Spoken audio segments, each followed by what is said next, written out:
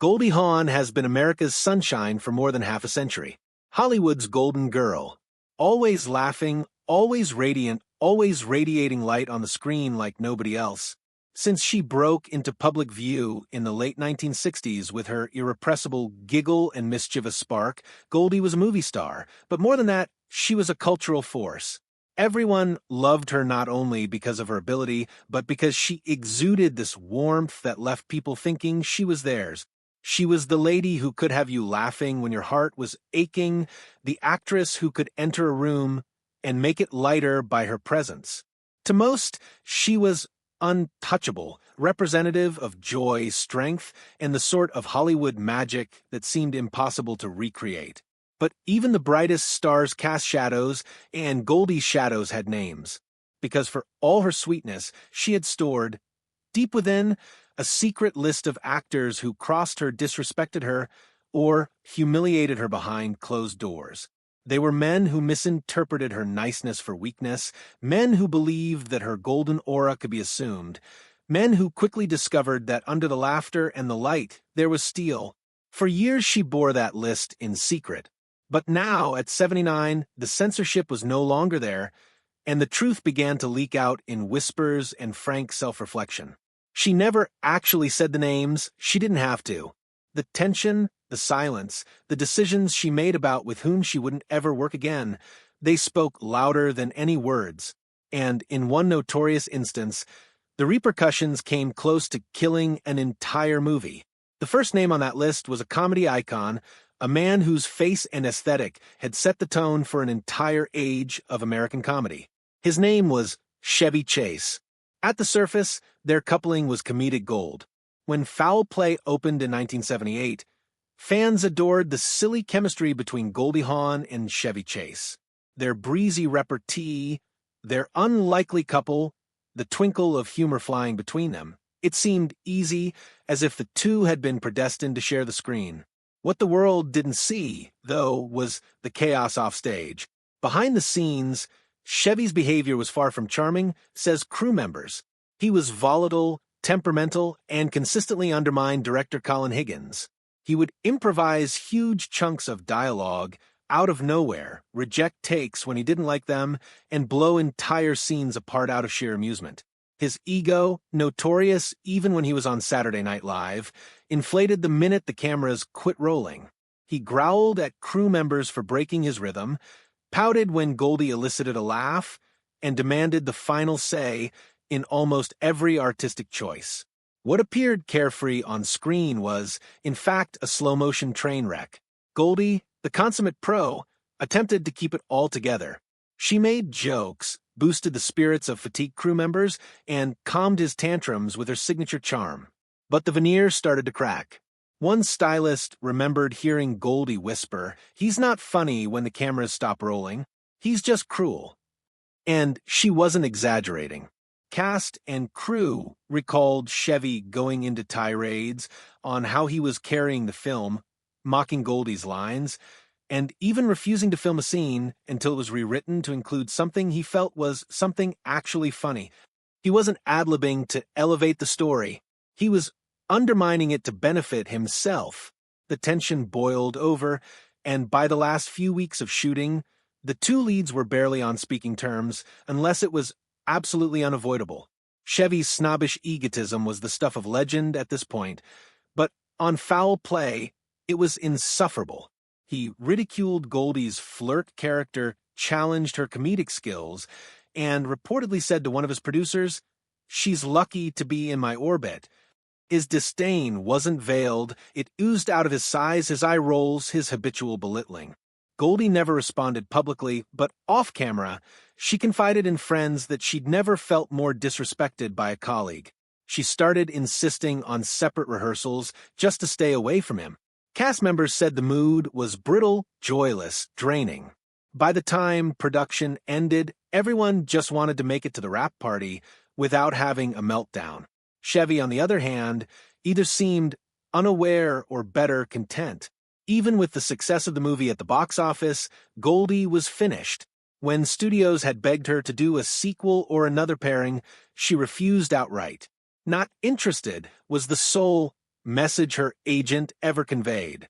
That silence spoke louder than words ever could. To this day, there are no cozy reunions, no wistful interviews, no unguarded pictures of her with Chevy Chase. Only a profound, lasting gulf. She had put him squarely on her blacklist, and he never left. But the next fellow on Goldie's roster didn't undermine her on location. He attempted to make love to her off it. His name was Warren Beatty. During the 1970s, Warren was not only a film star, but a cultural phenomenon. Handsome, smooth-talking, and ever suspended in controversy, Beatty was as well known for his love affairs as he was for his screen success. He didn't simply go out with women, he stalked them like trophies, and for a time he had his eye on Goldie. Initially, she was flattered. Who wouldn't be?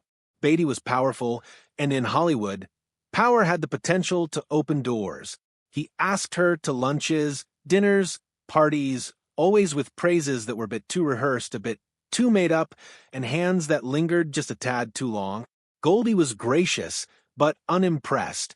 She knew his game, and she wasn't going to be another news headline in the Beatty romance series. She graciously turned him down repeatedly. It was when the charm broke. Beatty was not accustomed to rejection, particularly from a woman he had deemed flimsy in comparison to his other conquests. He liked his women submissive, and Goldie's refusal was a blow his ego could not absorb. Behind the scenes later on, insiders disclosed that he started gossiping about her in hushed tones, labeling her as flaky, unserious, not dependable for serious dramatic roles. He'd mock her name in meetings, roll his eyes when a producer mentioned her success, and let barbed jokes fall, causing doubt to creep into producers' minds. It was vintage Hollywood sabotage, not in a single grand act, but in gradual, insidious whispers. Unobtrusively, the doors started to shut. Scripts went missing, meetings got canceled, her name got scribbled out of rooms she used to be a part of. The only luggage she had was Beatty's bruised ego, but it slowed her career long enough. Goldie recognized what it was. "I don't confuse business with power plays," she said to one interviewer when asked about him. Privately, she was more forceful. "He doesn't accept rejection. He punishes it." And punish it he did, professionally, surgically, always from behind. She never lashed out in interviews, never dished gossip, but those who knew her understood his name was poison. Years later, on a glitzy awards show, Beatty ambled up to her and gave her his signature smile, as if nothing had ever transpired. Goldie smiled back at him, cool, classy, and then turned on her heel without a word. A nearby journalist muttered, "That smile could freeze hell." That was all she needed to say. While Warren Beatty attempted to undermine her in hushed tones, Dustin Hoffman sought to humiliate her in broad daylight. Their conflict occurred in a casting room where Goldie had been summoned to audition for a prestige drama, a calculated move away from her customary comedic fare. She came ready, rooted, and bound and determined to establish her dramatic chops. Hoffman was already attached to the project, and at first the room buzzed with excitement at the pairing of two Hollywood heavyweights. But as soon as they began reading lines, Hoffman stopped the scene cold. "You're not connecting," he said flatly, interrupting her midline. The room went tense. With a sneer, he faced the producers and continued, "She's still playing it like a sitcom." The producers nervously laughed, not knowing if it was a joke. It wasn't. It was humiliation, cutting and precise. Goldie completed the audition, her voice unshaken, but she was rattled inside. Hoffman had not provided feedback. He had attempted to overpower her, to shoot her down at the base. The next day, she withdrew from the project. "I won't fight to be taken seriously by men who already decided I'm a punchline," she told her agent. And she never worked with him again. Years later, she said in an interview, "In this business, some men forget they're not directing the women around them." Those who knew her knew exactly who she meant. Then came Bill Murray. By the 1980s, Murray's reputation was established, great on camera, but unpredictable and sometimes unworkable behind it.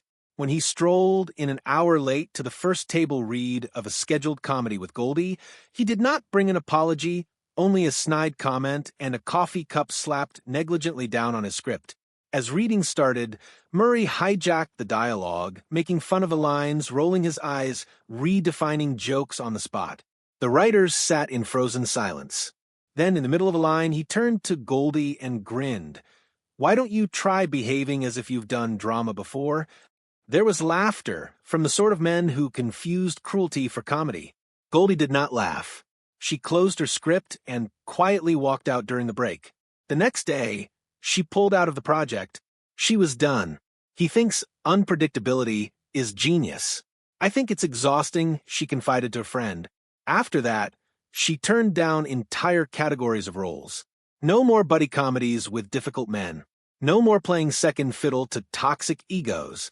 "I opted for peace," she subsequently said, smiling, and peace meant never babysitting some other man-child on set ever again.